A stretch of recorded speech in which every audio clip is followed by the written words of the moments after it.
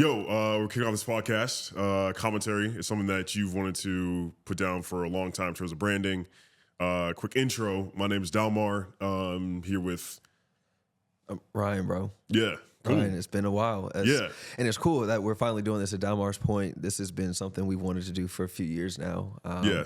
I think, in this first episode, and really what commentary is all about is to talk about all things business in the games industry. It's funny, we break down games, gaming, anime, music, entertainment, sports, and really just have a platform where people can talk about this. Because as Dalmar, who's an avid participant in the industry, myself being an entrepreneur in the space and a lot of the work that we've done, I never really had a platform that I could listen to talk about the things from a cultural perspective, from a business perspective, from an educational community, and just like what's really going on. Right. So we have a really interesting history and background. I know we'll dive into of even how we met and got started too. Yeah, 100%. And yeah, like you said, I think this is gonna be just really good, just series of conversations, interviews, all that good stuff. Just really speaking to a lot of different things happening in the industry. And yeah, I mean, like you said, just kicking off, I think, had to be 2020. What if it's March of 2020, right? I think we had to meet towards the end of 2019. Yeah. And then everything really started January, February of 2020 for it was literally a month, a few weeks before we started going on lockdown for the pandemic. Right. Yeah. Yeah. I mean, to me, that it was a time where I was looking for a place that was deep into gaming, because around that time you had 100 Thieves popping up. You had all these different companies that were getting this VC money. And for the first time, I think it was me realizing that this was a career path that someone could take. It wasn't just something you were doing in your garage with friends. And so in Atlanta, it was, hey, there's this land center in Midtown, or not Midtown, it was in Old Fourth Ward. Yeah, right? Sure. That you could go to, you could spend money, you could play these games. And there was a lot of people there who had the same, just interest, right? And so that to me was really my all right, let me come here a lot and chill with people. And similar, around the same time, 2018, a year before I probably met you, I was in graduate school at Georgia State getting my master's in sports administration. It was really crazy at the time. My goal was to be an NBA agent or figure out just how to work within traditional sports industry. But Turner used to broadcast E-League on Friday night at TBS. And through my graduate program with, Warner being downtown Atlanta, it gave me the opportunity to actually learn about that. I was like, yo, wait, people actually work in the gaming industry. And to your point, man, we started to do a crazy amount of research and found that 83% of Black youth were playing video games on a weekly basis, but only 2% of people that look like us actually worked in the industry. I was like, bro, that don't make no sense. Yeah. Literally everybody I know that looks like me, from a cousin, from a friend to another family member, we all play games, but none of us have ever said yo, why don't we try and work within the space? And met you at the Land Center. We started doing a lot of social impact events, charity events. Remember Tech for COVID? Yep, Tech for COVID. So to your point, Tech for COVID, that was May. And just to kind of give people background, the type of programs that we were doing, especially this Tech for COVID one, we would use platforms like Twitch and influencers like Offset. We had Jeezy, we had Michael Strahan, we had the CEO of Atlanta, the Atlanta United Way. Right. And we used Twitch to raise about $100,000 to buy students laptops that didn't have access due to distance learning. Right. So it was just really interesting to finally start meeting a group of people that had similar interest and passion and wanted to use gaming in a unique way outside of just playing the game itself. Right. Yeah, 100%. I think for me as well, the biggest thing in being at that Land Center and just being around those people was that from my senior year of high school up until then, so this is 2020, I played League of Legends, right? Yeah. For anyone who doesn't know, League is this widely popular PC game. Really quick, can I say something about that? Yeah. Yo, so to your point, you talk about, for people who don't know, literally as someone who grew up playing games, and I know we'll get into it, but I never heard of the word League of Legends until 2019. 2018, 2019, fair. To your point, right? 100%, yeah. And I know, bro, it's insane. So, yes, for those that don't know, it is the biggest video game in the world. Right, yeah. And, I only knew about it because my brother came back from college playing the game. Got you. He went to UCF, and his dorm mates or whoever was playing the game, he brought it back. I start playing it, and I get to my dorm for college the year after, and there's other people playing this game as well. But still at that point in time, to me, there's no industry for this. It's just me and some friends playing till 3 a.m. in the dorm rooms, right? But on top of that, even thinking back now, like, I don't know if you were aware of World of Warcraft. I knew about, because you know why? Yeah. You could get the disc in the grocery stores. Right, that's true. Yeah. Like, it was always at Safeway and Giant. There was a World of Warcraft 30-day AOL trial. Exactly. Always hanging out. But I never really played the game though. No, for, like me as well. Like I was never into like Middle Earth or like trolls or goblins or whatever. Like it was never for me. I didn't watch Game of Thrones for like the first like I don't know 10 years because like I was like I don't like this stuff, right? But like to me, it was like I had never played these PC games, right? And there was kids who had played these games for years, right? So it's kind of eye-opening of like, wow, this is like a whole different space in gaming that like I never even like thought about. Because to me, it's like I had a PlayStation 2, a Wii, and a Game Boy, right? And to me, that's what gaming is. And then obviously, as you're talking about, that kind of, you know, extrapolates to, all right, if you don't know there's something here, you're not going to go try to go work in the industry because you don't know it's a thing, right? Yeah. You know, so like I could think early back, like my first console I ever had was Sega Genesis, PS1, PS2, and then transitioned over to Xbox since then, right? Yeah. But my early understanding of what gaming was, it was really this integration of like things I liked, so whether that was Madden or like NBA Live, Tony Hawk Pro Skater. But what really kept me into it was my other passion of like music. So I always had like this trend where like even to this very day, growing up as an only child, I think maybe being an only child, like I never enjoyed single player games. I've always liked the multiplayer aspect, but like particularly when like the music in it also aligned with the interest of the game. Right. So I can remember very vividly Midnight Club 3 Dub Edition when that came out. That game. Because I was into cars, I was into racing, but it was the music. And it was like one of the first times I can remember like down south music inside of like a soundtrack. And because they had Atlanta, they had what was it, Detroit, they had T.I., ASAP, they had a whole bunch of Jeezy songs in there, and a whole bunch of other songs I'm just not thinking about right now. But that was like my draw, and I was like, all right, cool. You know, as also I grew up playing basketball, so it was like the music I was listening to in the game was the music I would be listening to before a game. And funny, like both games, right? In the game and then actually like basketball game. But as I started to mature and get older, it was kind of like that same thing, multiplayer games, kind of like integrating music. I remember, and I was even looking at this before we started today, bro, like 17 years ago, I used to make like Counter-Strike videos with like Cameron songs. Wow. And like, I say like videos, one singular video that I made one time, right?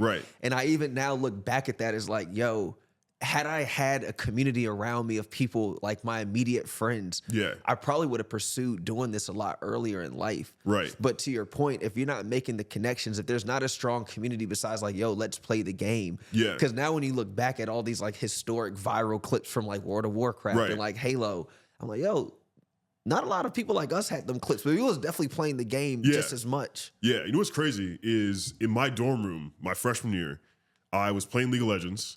And let's see, my friend, I was like president of the dorm council or whatever's going on, or co-president. So my homie who's also co-president came to come get me. We're going to go to this meeting, right? So I'm playing League.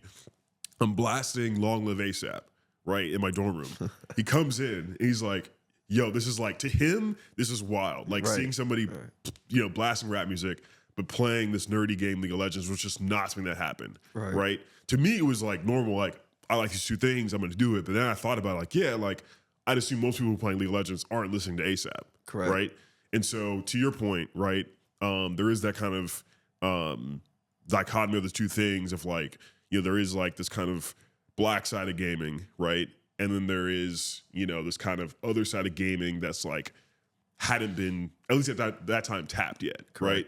And so, you know, I think what's cool about what we've done in the past years, right, and also you and Chris, we'll get to Chris too probably, have done specifically is kind of bridging those two things, right, for multicultural audiences, showing, hey, here is opportunity, here is, you know, the things that maybe you haven't thought about, or even if you have thought about it, bring it to the forefront, helping people who are playing these games find community of people like them who also enjoy these games too. Yeah, bro, and it's crazy to think now, I could say like really people in their late 20s to like early 40s, like us in our prime. Growing up, we didn't have communities or places, events to go to, content to consume. And it was always this difference of, to your point, growing up, the type of black you are Right. Right. Yep. Like, are you black? Are you black and white? Yeah. Do you like these weird things on the side that are kind of like not socially acceptable? Yeah. And for me, I was like, my big four growing up was basketball, video games, music, and skateboarding. Yeah. Right. Which Like, skateboarding is, you know, what you're talking about. Like that wouldn't be what I would expect. like that's like way left lane. And talking about like early 2000s, this is before Lil Wayne started getting on the skateboard and it become a part of like culture to what it is now. Right. It was interesting, right? It was me at the skate park, usually one of two black kids there, Right. not listening to rock and roll, but like listening to hip hop. Yeah. Right. And that was like my takeaway. And I just remember, I mean, and there's a lot of people I knew that grew up like this, whether you were into skateboarding or anime or like into like just alternative, like what we kind of like label as like alternative black or like black nerd culture. There was no way for you to socially talk about these things. Right.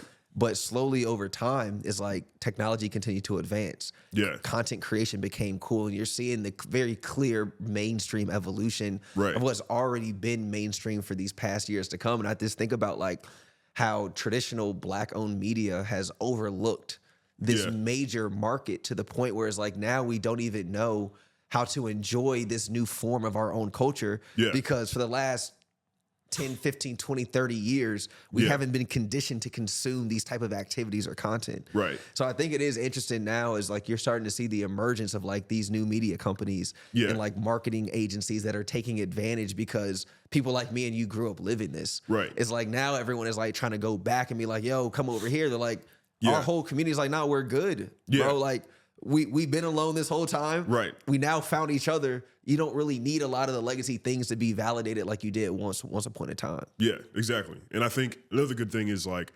having celebrities or people who have influence who start to kind of break that mold, right? So like I look at like Kid Cudi, right? Kind of the first to be like, all right, doing these kind of like alternative music videos. You kind of start seeing a little bit of like anime influence. Right. You've got people like Pharrell, right, who go into Japan, you know, these kind of like drawn characters working with Nigo and Murakami and like kind of getting more into that as well.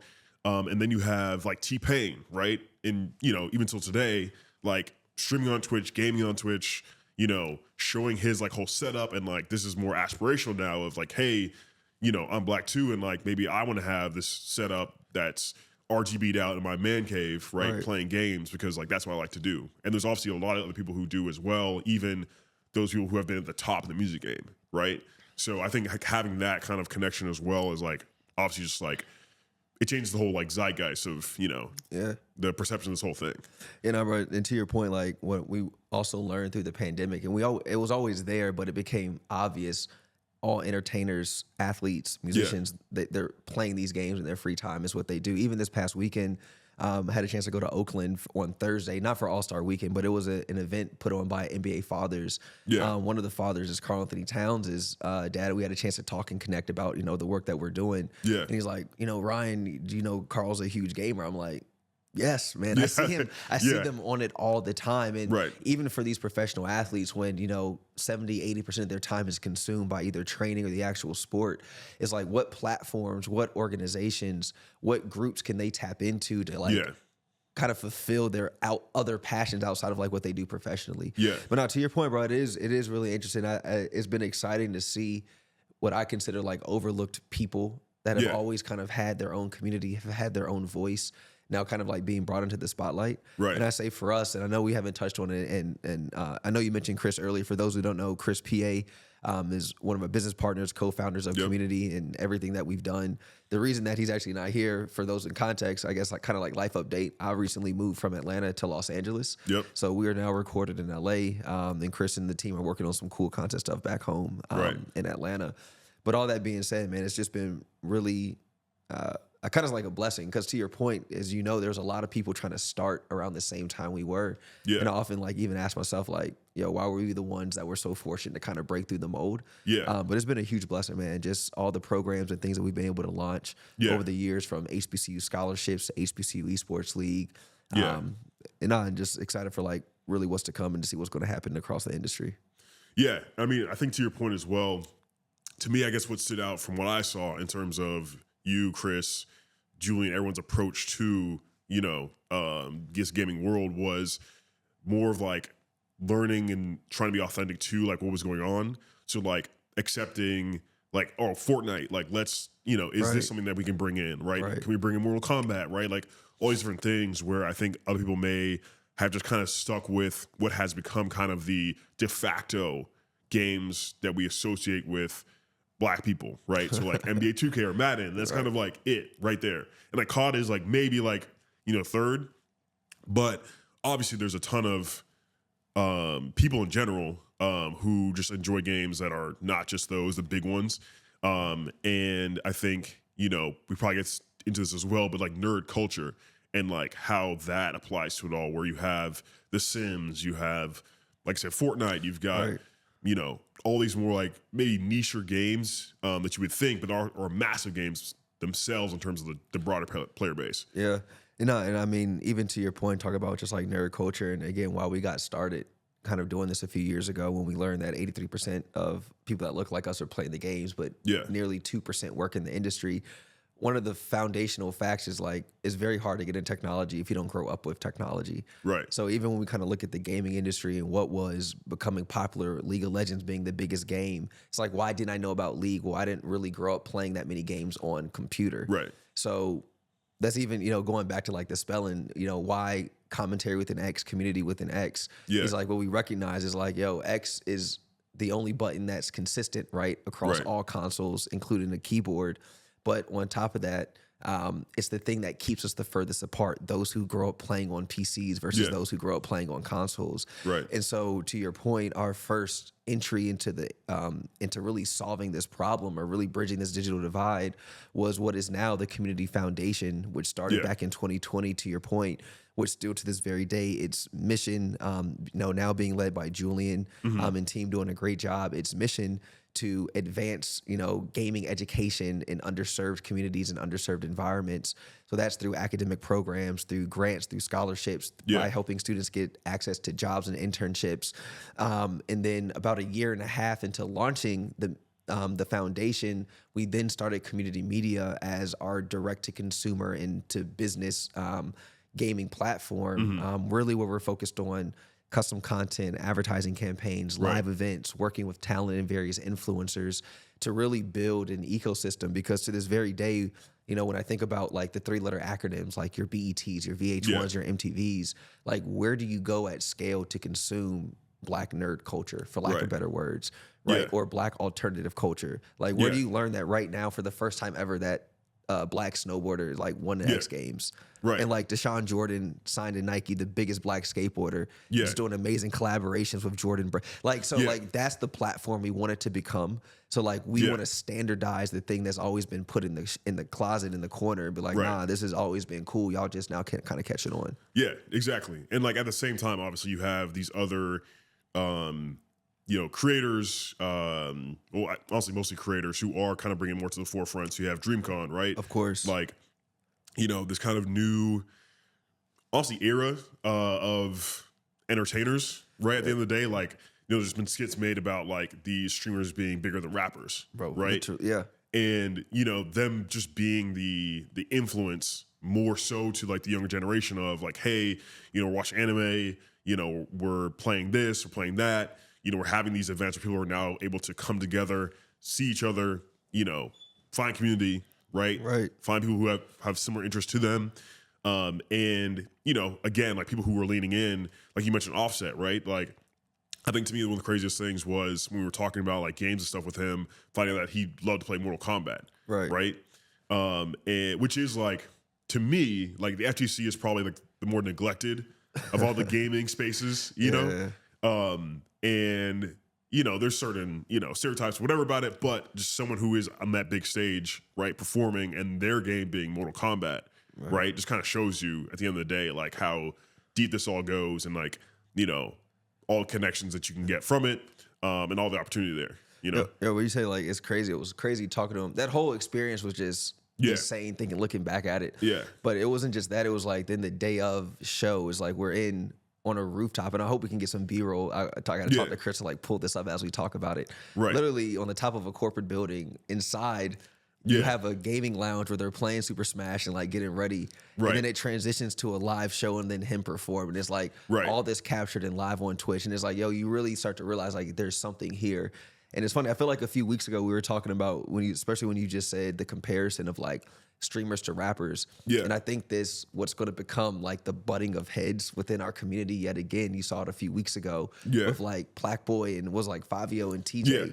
Right. And you have these guys coming on stream probably to promote music, album, whatever may coming up, a tour, whatever the case may be, but being disrespectful to the person that's given the visibility to keep you kind of like in the mainstream media. Because even within our community now, you have these streamers, I guess by definition, like they're not in the street, but you have rappers who have a persona of living a certain lifestyle. Right. But what happens when those two things start to disagree?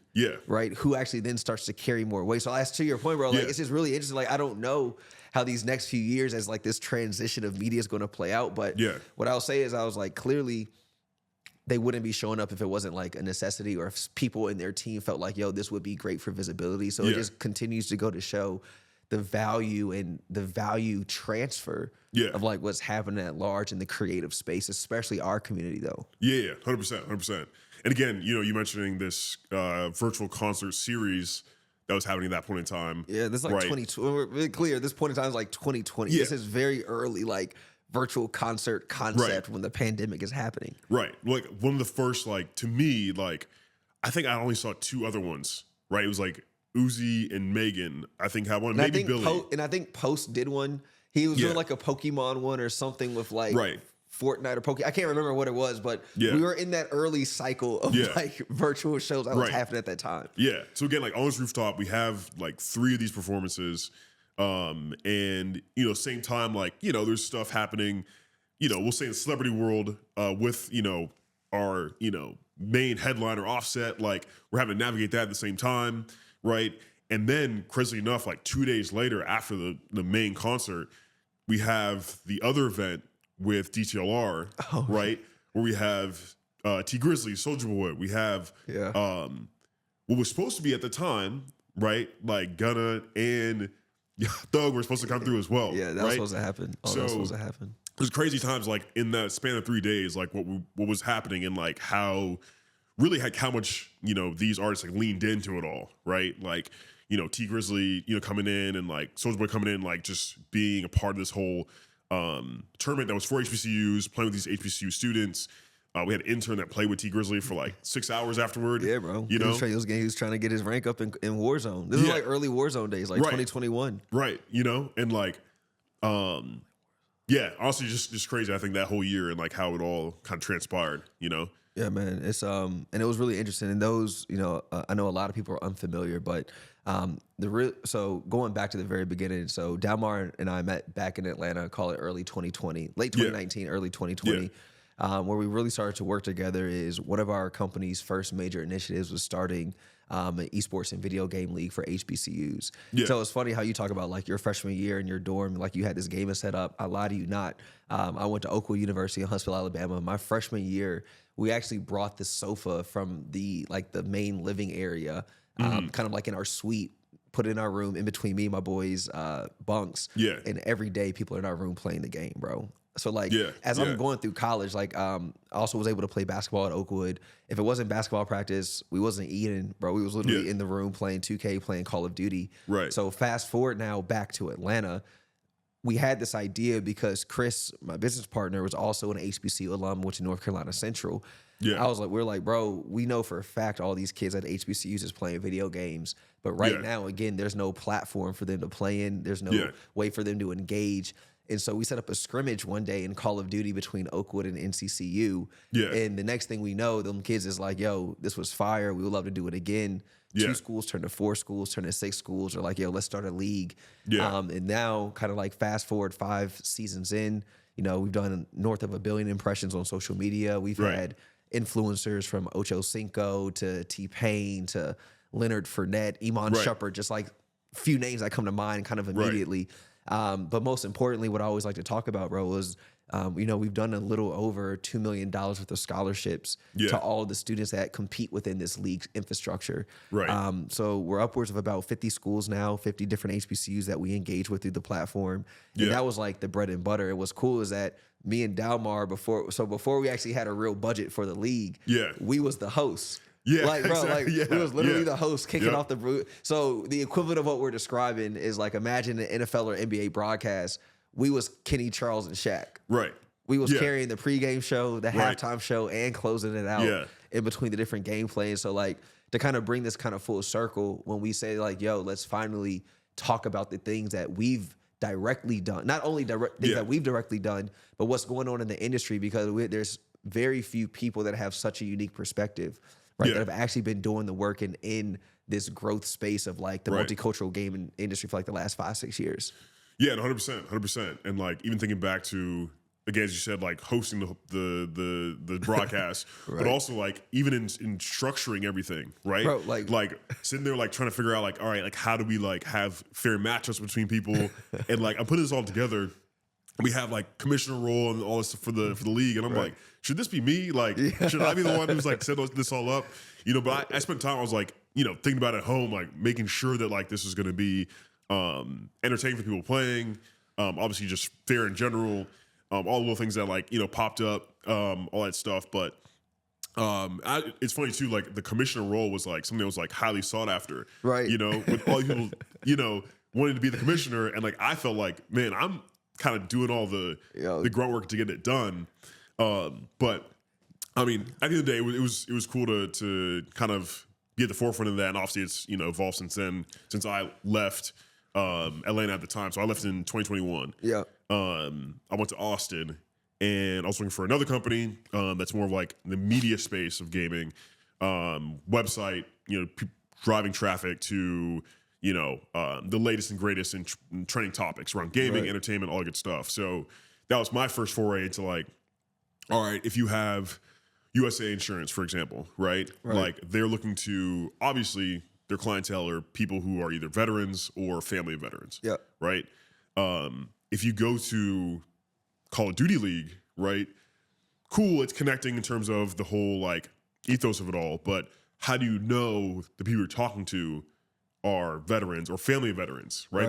There's no way for the Call of Duty League to tell you that, right? So they would go to this media company because you can get a little more like, into the weeds on like brand surveys, brand lift, all this good stuff about like, can we find this audience, right? And so I think that's like kind of building up towards like what community's been doing, but like the general like, hey, how do you, you're looking for these multicultural audiences, like how do you like define them, find them, all this good stuff, right? Right. No, man, because to your point about like insights, we were the insight, bro. Like we knew how to, like we know the target demographic because we exactly, we were the target that we built the thing for. Right. It's like we're 4 or 5 years removed from college, HBCUs. Yeah. It's like, we're pretty close to what's going on in the heartbeat of what that entire space. But to your point, like how do you turn that into a business, I think is like really what the question was at hand way back when. And honestly, still the question now. I mean, the journey of entrepreneurship is forever going. The challenges forever never cease. Opportunities never stop coming. But it's like, how do you actually pair that to make something sustainable? Right. And I think that's the question of kind of where we are now, especially with me being out here in Los Angeles. Like, how do we actually create more, more streamlined processes internally that lead to more, scaled out events externally, right? That lead to more people understanding and believing that they can operate in the space. And this was really interesting, bro. Like, I wanted to ask, like, did you ever feel once you kind of like got into the league circle, especially with like, just let's call it what it is, like your black friends versus non-black friends, ever like ostracized or alienated based on the things that you liked growing up versus what may have been perceived as like normal? That's a good question, honestly. I think for me, I was always, in high school, grade school, I had big glasses, so I was already kind of the nerdy kid. But at the same time, I think I was so just like sociable that like I was, just friends with like just almost anybody. Right. So for me, I kind of felt like I was kind of liked more of not being in the mainstream, you know? Like everyone's running around with, what was that time? Like Jordan 11s at the time? I can't remember like what, back in like 2012, like, But like for me, first of all, my dad would never let me get those. But at the same time, it was like, all right, let me find some other shoes that like no one else has, right? So yes and no, I'd say. Like, yes, like, you know, it's different in like, you know, doing the like, you know, being into like, you know, stuff that's not necessarily like the cool stuff. But at the same time, I think I was like fine with it, you know. Yeah. So not right. Yeah. It's interesting. Like, so I'll say this: like K through 12, I grew up in like predominantly white schools. yeah. HBCU college. My parents now, as I'm an adult, they're like, "Yo, this is very intentional." I kind of understand their rationale for behind what they were trying to do, whatever. Yeah. But that being said, in certain environments from school, I was fine, right? Because the alignment was there with the non-traditional things like skateboarding, like into like some computer games and some like, you know, wasn't really, to your point, my parents was not letting me listen to like a lot of secular music growing up. Yeah. Or like watch what are like the go-to watch black films. Right. So like I caught it all later in life, but like growing up, couldn't participate in them conversations. Right. Didn't really know the music as it was. But all the things that I did were just opposite of what was like the norm. And I remember, bro, I was just in Jamaica a few weeks ago. It was my cousin's wedding. And we were talking about this. So every summer, I grew up in, let me say this. I grew up in Maryland. I was born in Columbia, South Carolina. Most of my family's in Columbia. Right. So every summer, I go down to Columbia as a kid and just kind of spend a few weeks there. Right. Call it 5th grade, 6th grade, 7th grade. My aunt becomes like a key leader at like this improvement camp for like the inner city schools of like Columbia. Right. So I get sent to this camp every summer.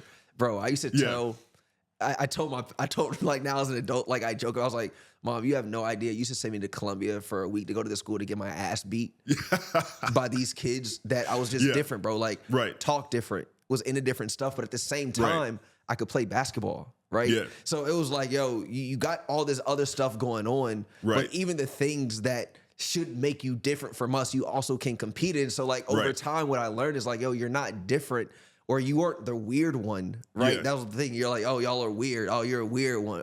Right. No, it was you could do extra stuff. Right. Yeah. And that honestly, I'm gonna be real with you, bro. That also took me a long time to even post like why I like to skateboard on social media. I started doing that maybe like 3 years ago. Right. But I never really showed that side of me even as an individual up until I started to build community. Right. No pun intended. I guess pun and no pun in that scenario, right? Yeah. Because once you start to build it, you're like, yo, there's a lot of people that grew up like you that was doing the same thing. Right.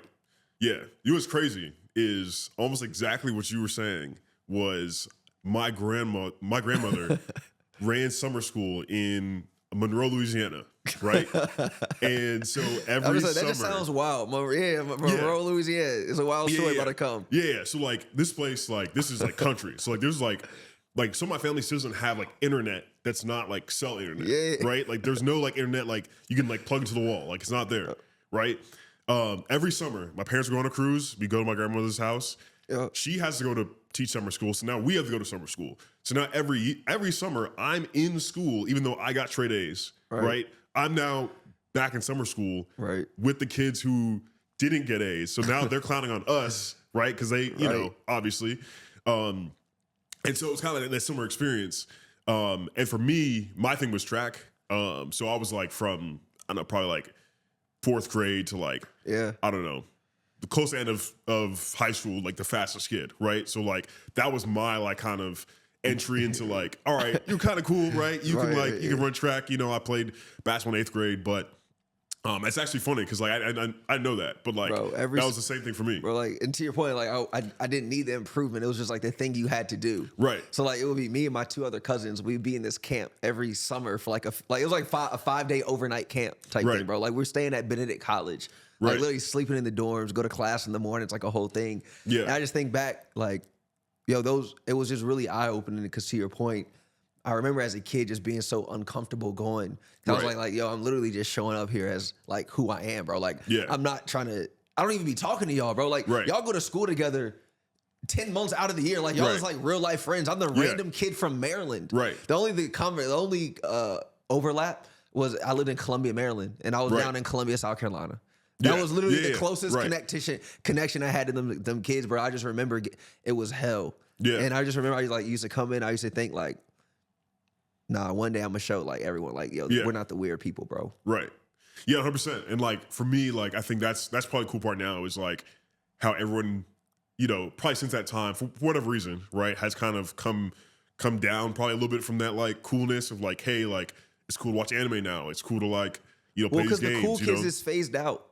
Yeah, like if you was too cool way back then, it's like you're low key phased out. And to your point, it's not that everyone's coming down. It's like we get older and it's like, yo, the things that work with like, yo, you can't go out no more. Like you may not want to get J's every single weekend. Like there's a select few a year that you may need. Right. It's like your priorities realign. It's like as priorities realign, it's like, yo, what other activities keep me engaged? Right. And it's like people are really, really leaning into this content creation, content consumption, like passion type industry. Yeah. And it's just really cool, bro. So like I always just think back of all the times, like going back to what I was saying a little earlier, I think now close to 17 years. It was 16 a few months ago, 17 years ago, like trying to make videos of like the things I was interested in. But when social media came out, I never showed that. Yeah. And I think back now of like all the creators that we know that have been making content for like 6-7 years. It's like, yo, how much different of a story could you be telling? Yeah. Had one, there was a community, but two, you believed in yourself enough that it was okay to be different. Right. And I think that was like a big thing for me personally. Like as a young person, I didn't think that it was okay to be different. Right. Like I thought I had to kind of fit in with like the other young black kids but it's like, nah, like it was cool this whole time, but you never knew that until you started seeing other people. That's why I think social media, the value of like what Mark Zuckerberg believes, I think that's one thing. I think the value of what he created is literally invaluable. Right. Because it literally gave people a different way to think. 100%. Like that's crazy to me. Like I just think about like the fundamental essence of like, yo, without these platforms, I wouldn't be thinking the way I think. Right. Yeah. 100%. There's it's crazy. There's obviously like, we have to get into the other side of social media and like all the other like ills it brings in certain ways. But I think, what's also cool to like what you're saying as well is at that same time, I had like, so my friend group in my town, Arlington, Texas, it's me and my brother, who are like 19 months apart. So we have friends who are like kind of like all around the same age, right? My brother skipped a year of school, so like all of his friends are a year behind him, right? So we're all hanging out. So it's me. We have one of my friends. We're all black. So another friend who's tall, another friend who like loves WWE, another kid who's like a pastor's kid, right? So we have like an eclectic group of black kids who are like in band as well, right? We always play ball as well. We're always hooping, but at the time, like, there's different like skits that came out online, and we're like, talking about like, hey, we should like film this. We didn't really have cameras or anything, right? But like, we may have filmed like a couple different things, Like I remember we were trying to do this like Batman like little skit thing, right? And we never really like followed through with it, right? For a myriad of reasons. But the craziest thing is, I think, not so long after that, I find a video of these kids who they had to be somewhere in North Texas as well, right? But they're making these videos about like black people in horror movies, the black kid who loves anime too much. They're like wearing these like Mario and Luigi outfits around and stuff. You probably know what I'm talking about at this point right now, right? And like to see them now, right? And like see, RC like, doing the things they're doing now. I'm like, man, like we were, in prime position to do it as well. I don't think we had the same vision that they had. But like to your point, like having another group of black kids who were like doing the same things, thinking about the same things, right? Also hooping, like all that stuff, and like what they're able to build today, I think is just like astounding. Right. That's what I'm saying. And what I think about a lot is at that same time, even on their rise versus where they are now, a lot of media that was owned by us would never touch a topic like that. Right. Right. So to your point, I think I remember I kind of got on early to the middle phase of like RDC. I remember the first skit I ever saw was like the GameStop one. The GameStop one, I'm like, yo, who are these dudes? 'Cause I was like, this type of humor doesn't exist on the internet. Right. And I was like, yo, to just think about like, yo, that humor didn't exist on the internet, and HBCU Esports League didn't. It continued to let me know that it's like, yo, this is the opportunity. If you grew up like us, right, or even if you're a little bit older, now is the time of a lifetime to create the thing that you always wanted to build. Right. And there's actually a community to now support it. Yeah. Right. But it's very hard still to this day to learn about everything. Like everything's driven through social. So like you have to be following their channels or following a creator's channel or a platform. Yeah. I was like, what platform or network or outlet actually talks about these things, right? So you know that DreamCon's happening, but in Atlanta there's Trap Sushi, right? But in LA there's Dream Bash, yeah. But like you just learn about those things in like disparate silos on social media. But like, how do we actually bring all this together so we actually can have a community that supports itself? Right, 100%. I think that's like super, super important. Yeah. But now getting back to like, you know, what you were talking about, I think it was the same story I was sharing. Like, wanted to make videos, but kind of didn't go through for whatever reason, right? Because even in those videos back then, your face wasn't in the camera. Like this is pre-face cam, right? So no one had to know if you, unless you're making like in-person videos, right? Talking about more like gaming content, no one had to know that you were necessarily black. But like, I think the reason you didn't start, I was like, oh, well, no one I know is really going to really care to watch this. But at the same time, you never put it out there, so you never know. Yeah. You know what's funny too, actually? I just wanted to say there was a time where I made like a lip sync video to Turn My Swag On. Like hopping out of the bed, you know, mirror, like whatever. And I remember a kid this had to be either middle school or high school, was like, oh, they're gonna bully you. Because I posted on Facebook, I think. So it probably was high school. So if they're gonna bully you, gotta take that down, right? So I did. But think about it today, like that's TikTok, right? Like just get on there lip syncing songs, like dancing, whatever. So like it's crazy how things change, right? Because maybe they probably would have bullied me, you know, like maybe he was right? But they definitely would have back then for sure. Like, why not? There's nothing else to do. Like, there's nothing else to know. Yeah.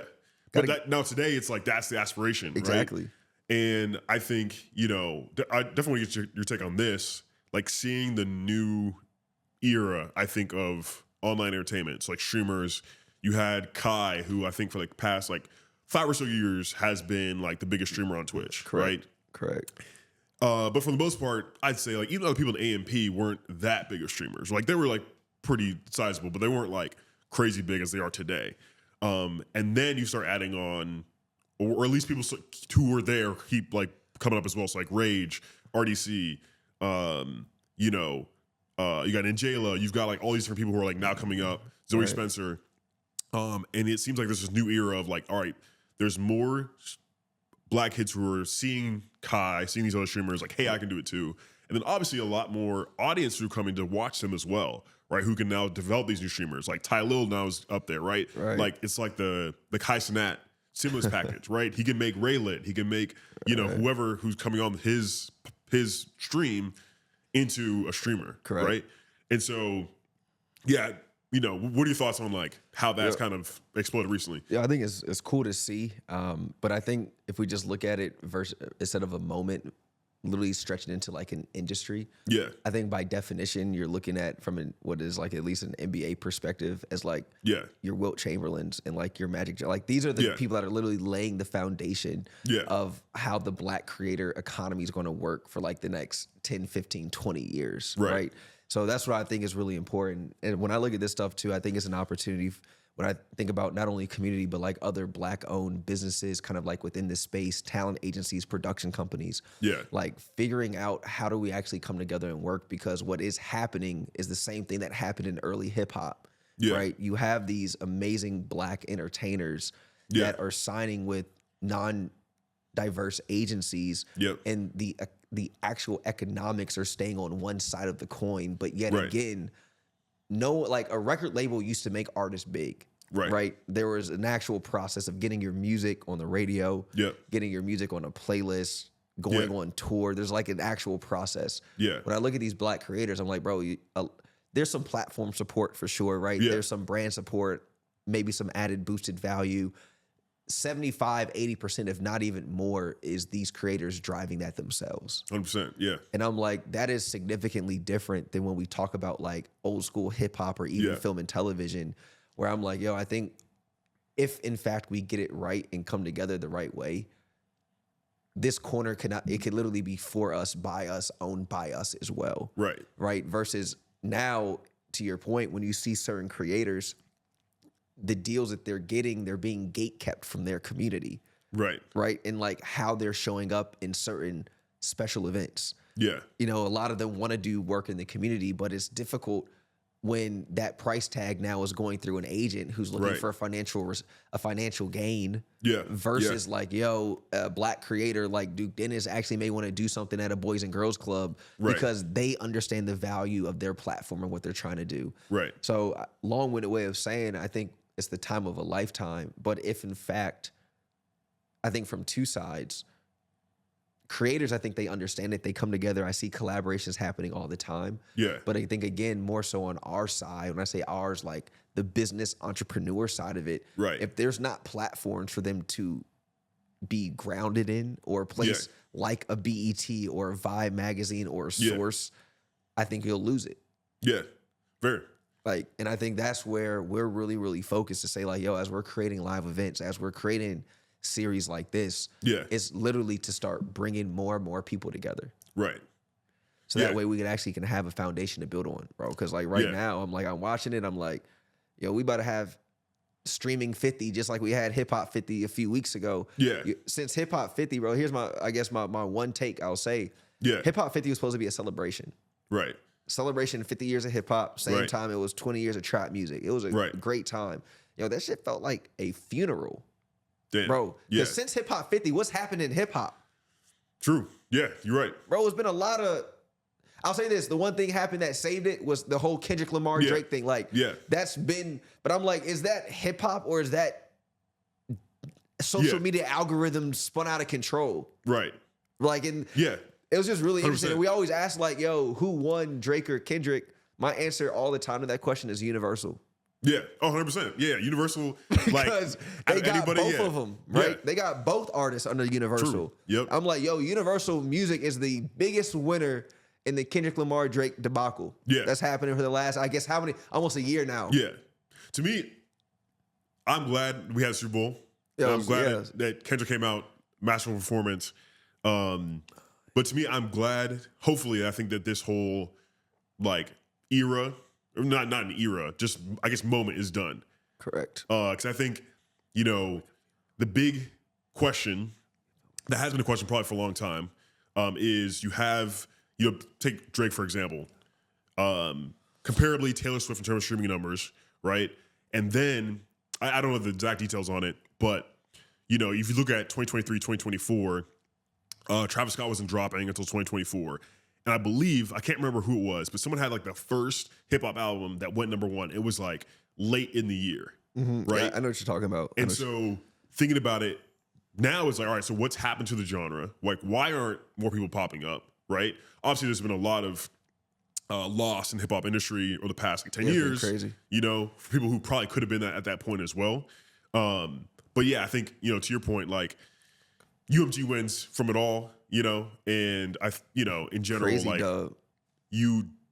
Like getting more shine on like more people coming up is important, not just, the two titans going at each other. Even though that was amazing, right? Like, there needs to be that kind of bringing up of the new people as well. And yeah, hopefully with streaming, like we get it right. Yeah, bro. And I think with like you talk about Super Bowl, it's crazy. As I was flying from Atlanta to LA the Super Bowl Sunday. My flight was delayed, so I ended up missing like 80% of the game. I landed. It was like right halfway through the halftime show. Yeah. And then then like the next morning, it all comes out like the PlayStation controller and like the whole nine. And I'm like, yo, it's crazy how you just subtly start to see these influences of gaming and like now you can't even argue, like that is like the most mainstream stage probably like in a given calendar year, 123 24 million people watching or however many was.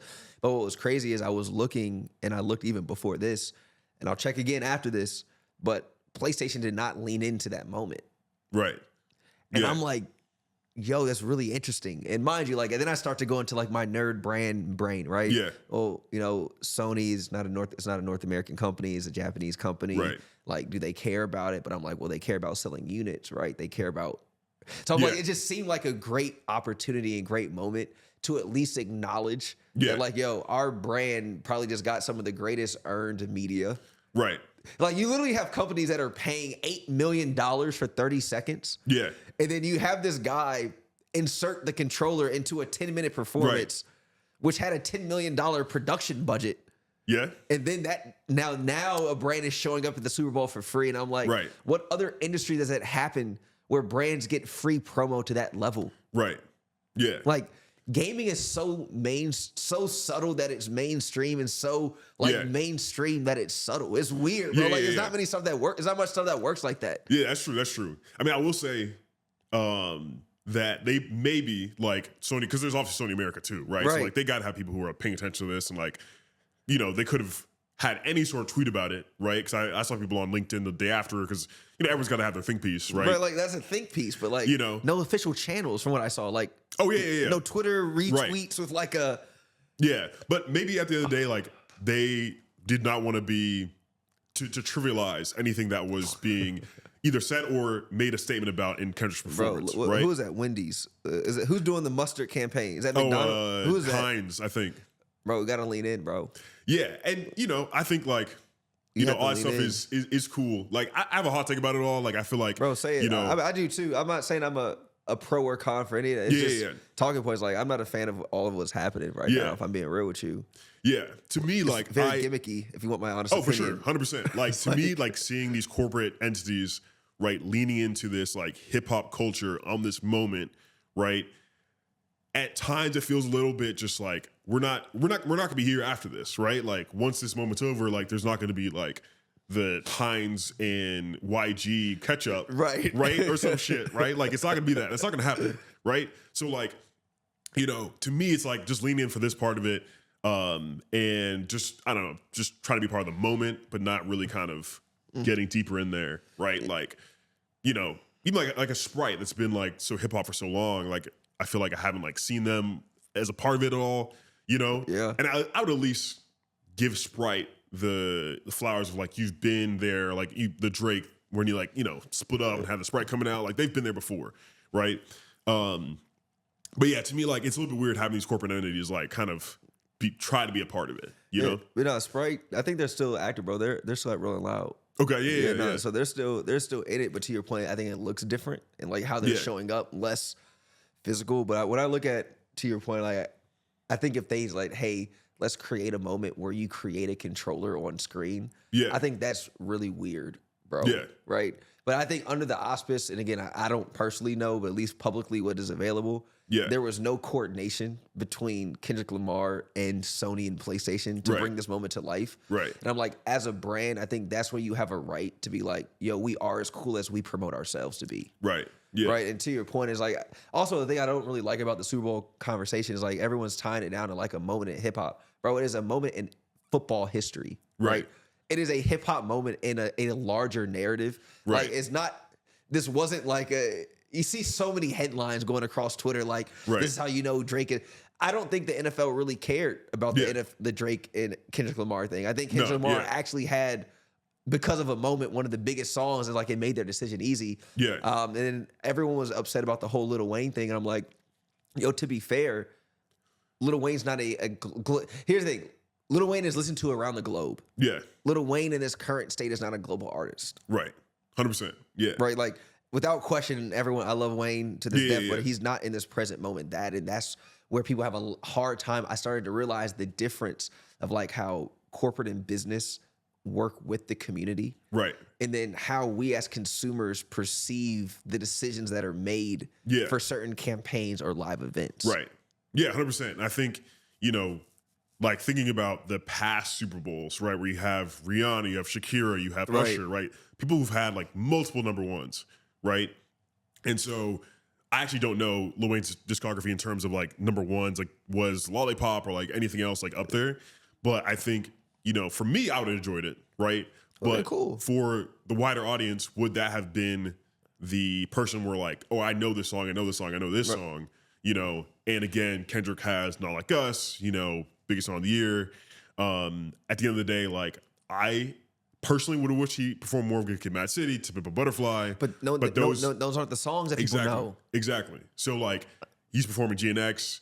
At the end of the day, like I think he too is like he has Not Like Us now, but like in comparison with those other artists, he doesn't necessarily have those like other songs as well. But it's cool that they brought Kendrick because then he was able to have the performance where he's making a statement, he's showing PlayStation controllers, all that good stuff as well. Yeah, bro, that's cool. And no, to your point, it's really about understanding the audience. And one thing that was like eye-opening for me, and I learned it just through the process of working in community. You don't think about it, but like I think, don't quote me on this, it's somewhere between like 14 and maybe 17% Black people make up the population in this country. Right. Yeah. So even in like our most viral of viral Black moments, it's not that big. Right. Compared to the larger audience that constitutes North America. Right. It's like very rarely do you have like major black news that like transcends and crosses over to like the white community. The beef, right? Yeah, like that was like one of the first times I think there was like. And it's also because I think, again, if remove Drake, insert any traditional hip hop artist that's not like a global artist. Yeah. That's why it penetrated other communities. Right. Because it was attached to Drake, who has a legitimate global music artist audience, right? Because to be fair, like, I don't know too many people, non-diverse people that listen to Kendrick. Right. And I have a lot of non-black friends, bro. Right. Like, and I don't think that has anything to do with the level of his art or his level of talent. It's all has to do with interest. Right. 100%. Right. Yeah. And like how and where you consume that type of music. So no, I think it is extremely interesting. But like how it all ties back, I think one, there was a moment where they could have leaned in and people literally couldn't. There was no way for people to say like, yo, this is not authentic. Like, I think as a brand, that's what you pray for, is like, you want moments at scale where people can never go back to you and be like, yo, this wasn't a non-authentic moment. Right. And so that's where I'm like, yo, even as I think about how we build out our programs, our live events, work with some of our partners. Right. I think that is also the beauty of working with people that come from these communities that they're ultimately marketing to. Is like, you don't have to question the level of authenticity. Right. Like, why are we working with HBCUs? Why are we doing something for black or brown creators? Right. Well, that's what it is. That's the background and that's what it is. So I want to ask you this, bro. So like, as we look towards kind of the future now, I want to just today for everyone, right? This is more of like a background, an intro. Right. Why y'all should even care. Like, we have some credentials, bro. We've done some pretty valid stuff, I would say, over time. But as we move forward, a lot of this show is going to be dedicated around bringing on different brand executives, celebrities, and talent that are interested in gaming. You know, they utilize this in their free time, and really just, again, to normalize the conversation, especially when we talk about overlooked communities, people that look like me and Dalmar. Honestly, people that don't look like us too. Like, this is for y'all as well. But I think what we are saying is like, it's for everybody, but it's for us. Yeah, 100%. Right? And just a place where you know, like, yo, there's two people that have similar thoughts. Yeah. That you may have as well. Yeah, no, I feel the same way. I think, you know, I'm excited about like getting into like different topics that, you know, I may not have the most knowledge in because of, you know, for example, like streaming of TV and films, right? And like that whole industry, thinking about like gaming outside of esports. So like, you know, multicultural like studios, developers, right? Like, could we see like the Black Panther of gaming, right? Like, I know I've seen like people work on like Afrofuturism type games, right? And like, you know, we can obviously get into like the recent like kind of backlash that we've seen from, you know, certain creators in terms of, oh, there's a black character in a game, right? Even if that person's historic or if it doesn't matter at all, if you have a character creation, right, where you can choose to be whoever you want to be, but you're mad because you can't be black, right? But at the same time, though, like, you have a movie like Black Panther, which I think was like liked by a lot of different people, right? And like, can you bring that more into the space where, you know, you're allowing these black studios, black developers to kind of branch out, like become bigger, bring these stories to light, again, across, you know, podcasting, all that stuff, like kind of like learn more about all those different things and like all the opportunity out there. And hopefully it's helpful for people, right? To see like, hey, I could become a podcaster, right? Like, people are niching down in terms of their interests, right? Like, we had, I want to say like back in like, you know, when email first started, like you had like 80% open rates because like everyone's opening them, right? And then that obviously went down, right? And then you have kind of these like super sites of Facebook and Twitter and Reddit where like everyone's going to those places for community, but where they used to go to like different forums and different like niche websites before. Right. And now it's kind of seemingly kind of expanding again a little bit where I believe email open rates are going up. You have people looking for these niche communities that are outside of the big sites, right? And so there is that opportunity to build something among an audience that maybe have similar interests to you, whether it's gaming, whether it's film, anime, all that stuff, right? And like, you know, hopefully leveraging stuff like YouTube and TikTok, and then maybe like driving them to like a new like community page or whatever it is. Yeah. Now, what I like about this and what I'm excited about is a few years ago, me and my roommate at the time, we did a podcast. We did 52 episodes. And what I remember I was the most excited about is it kept me on edge because I always was like reading and like learning new new things to be sure we had stuff to talk about every week. Right. So now to this, I think it's just going to be like double reinforcement and reassurance that, all right, cool. Now we're in the right space. I think there's a lot more to learn. And I think half the stories that, because I guess like take a step back, bro. Like if you think about like a lot of the stories of things that have happened tremendously over the last few years, like they're untold, right? Yeah. Like a lot of people are unaware of what's happening outside of the major headlines of like a Kai and a Drewski and some of these other major creators. I'm like, yo, outside of just the content side of this, there's actually real work being done to like support all of what's going on. So like I'm really excited about that, bro. Just like getting back to my reading. I started reading for some whatever reason, probably like 2 years ago. I think life just kind of like happened. A lot of stuff, you know? And I was like, yo, I haven't read a book front to cover in like 2-3 years. But I remember when we were doing the last show, I was reading so frequently. I was like, yo, that gave me the stuff to apply to not only my day-to-day life, but how I'm trying to like communicate that. And I think to your point, the whole purpose of this, bro, is like for people to think differently. I remember my mom came to like our first, she came to our second kickback event, but her first community event ever, like 2 years ago in Atlanta. And she sat in one of the panels that was talking about, I can't remember the exact panel, but I remember in this part of the panel, they were talking about sound engineer. It was either someone from Riot or Amazon talking about how they work with sound engineers to actually go out in nature and collect sounds that then are in games. And like for whatever reason now that like has stuck in my mom's head forever. So like for the last 2 years when she talks to people about like what we do, she's like, and did you know that there's people that get paid to go out in nature? And I'm like, yo, they're like that. Those are like the neurological connections and opportunities that were like, yo, this stuff out here is real. Right. To our point, even when we're recording right now, you know, there are major gaming companies in LA. We just heard that like they're just hiring talent managers. They just hired 3 talent managers, right? I'm like, yo, there's opportunity for us. We just got to understand like how do we get in? Who are the people that are making it happen? Where are the places that you can show up where you can increase your odds of like actually taking a step forward?